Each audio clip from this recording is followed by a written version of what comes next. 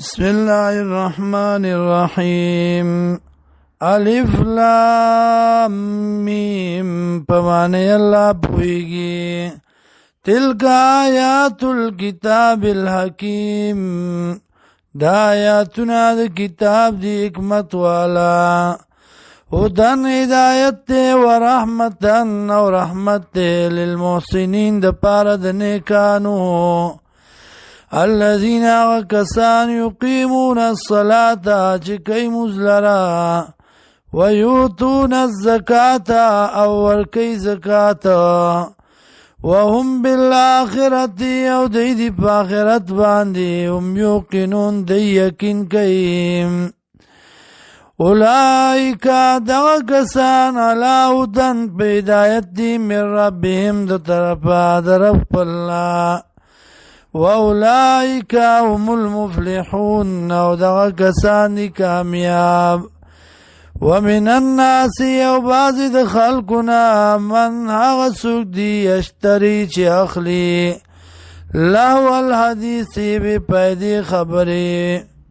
لِيُضِلَّ عَنْ سَبِيلِ اللَّهِ دِدَ پارا چِ خطا کی خلق لرا دلار دا اللہ نام بغير علم بدليل ويتخذ هزوا او نسد لرا پټوک باندې اولئک لهم عذاب مهین دا کسان چې دی دیل د عذاب سپکون کې وَإِذَا تُتْلَى عَلَيْهِ آیاتنا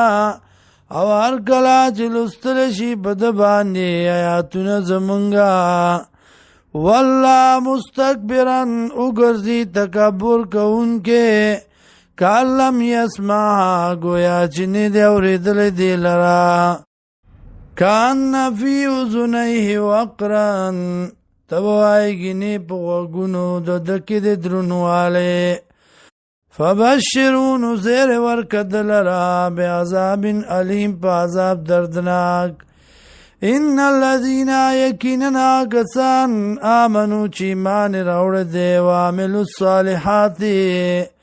او عمل کئی موافق د سنت لهم دی لرا جنات النعیم جنتنا د نعمتونو دی خالدین فیها ہمیشہ بئی پدے کی وعد اللہ حقا وعد د اللہ د رشتیا وهو العزيز الحكيم او دغه الله دی غالب او حکمت والا